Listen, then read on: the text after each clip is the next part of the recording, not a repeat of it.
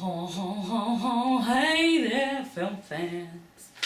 I am today going to talk to you about the new movie Elvis and Nixon, starring Michael Shannon and Kevin Spacey respectively. The story is actually based on something that happened in real life, because Elvis used to collect police badges and he decided he wanted one to be a federal agent at large. Unfortunately, no such position actually existed, but that didn't stop him going to the White House to try and get the badge anyway. Also a bit strange because it was to do with fighting drug use, despite the fact that he may possibly have had a few that he liked to sample occasionally. Although this meeting happened before there were proper recordings of White House liaisons, there is a photograph of the two of them shaking hands, and it's the most requested photograph in the National Archives. And for your information, we're talking about this kind of Elvis. The idea was that this would make Nixon more popular with the younger voters, not to mention his daughter really wanted him to meet Elvis. Michael Shannon, who I most recently saw in Midnight Special, plays the role of the King. Which King? The King? I personally never really believed he was Elvis. He's just not quite the same type of charisma, but that's not to say he did a bad job of portraying him. He wasn't campy, which was nice. They make a joke about it in the movie where some impersonators come past and go, Elvis would never wear that. Kevin Spacey plays Nixon, again doesn't really look like him, plays it as quite out and out comedy character. He never really seems very busy either, he always seems to be just kind of lingering about in his office, not really having much to do. I think that you should give me some kudos for leaving it to this late in the review to mention that Evan Peters is in this film.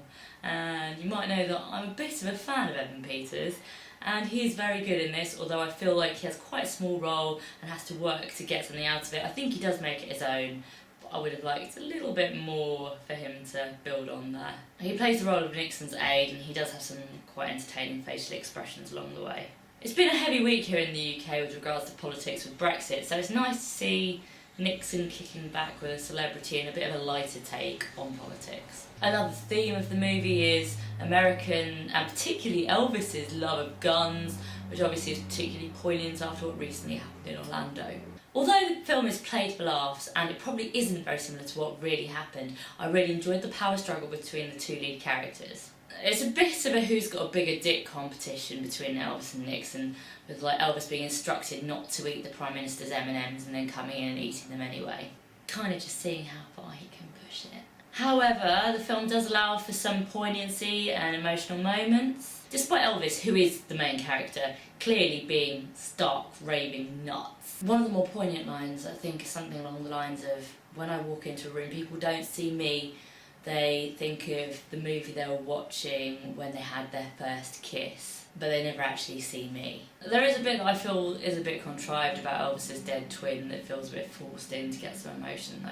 There's a lot of entertainment in watching the public react to when Elvis walks into the room, who's very aware of how famous he was, and the way he dealt with people adoring him all the time is quite amusing. And it makes me feel a bit embarrassed because whenever I meet someone famous, I'm probably much worse than the people pictured in the movie. It's nice that a lot of the story is told through the side characters so that you get some balance and like normality to it. However, Alex Pettifer, who plays one of Elvis's best friends and aides, there's a kind of romantic side plot with him that feels a bit unnecessary. It feels like it doesn't need to be there and it kind of clutters things up a bit.